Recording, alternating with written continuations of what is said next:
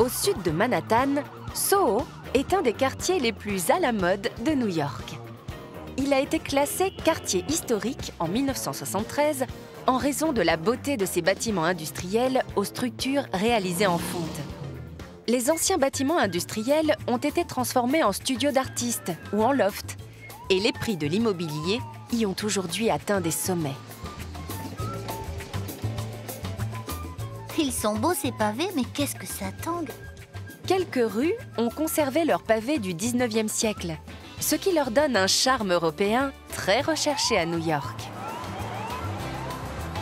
Avant l'ouverture des boutiques à la mode, Soho était un quartier habité surtout par des artistes.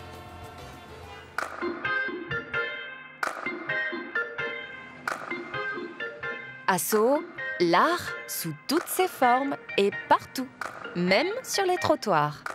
Ainsi, l'artiste Françoise Shine a gravé un plan de métro stylisé sur le sol.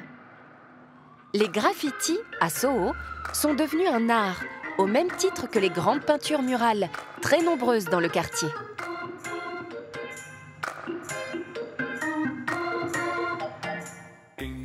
Je crois que c'est sur Broadway qu'il y a le plus d'animation. Allons voir par là. Broadway est une des plus anciennes avenues de New York. Son nom, qui signifie « chemin large », lui a été donné par les premiers colons hollandais. Pour attirer les clients, les boutiques du quartier rivalisent d'imagination. Qu'est-ce qu'il fait là, ce squelette? C'est bizarre, on dirait qu'il est en plastique. Les rues de Soho réservent bien des surprises. L'imagination, ne l'oublions pas, a toujours été le moteur de la mode.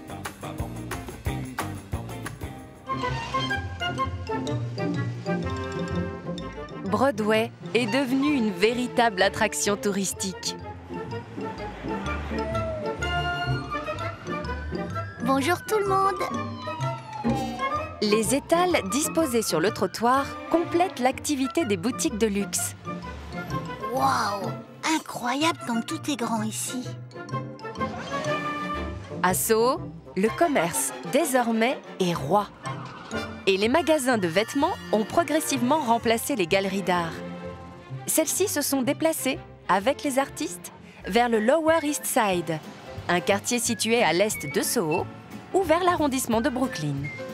Ah, voilà un commerce qui m'intéresse. Allez, je me gare. Je voudrais une glace comme celle-là, s'il vous plaît.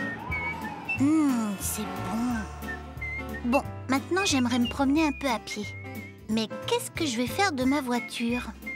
À New York, et notamment dans les quartiers les plus fréquentés comme Soho, garer sa voiture est parfois très difficile et coûte toujours très cher. C'est beaucoup trop haut, ces parcs-mètres. Va falloir trouver autre chose. J'ai une idée. Manhattan est une île, et l'espace est donc limité. C'est la raison pour laquelle on a construit en hauteur et on a inventé les gratte-ciel. C'est le même principe pour les parkings. Il suffisait d'y penser. Voilà, j'ai trouvé une place.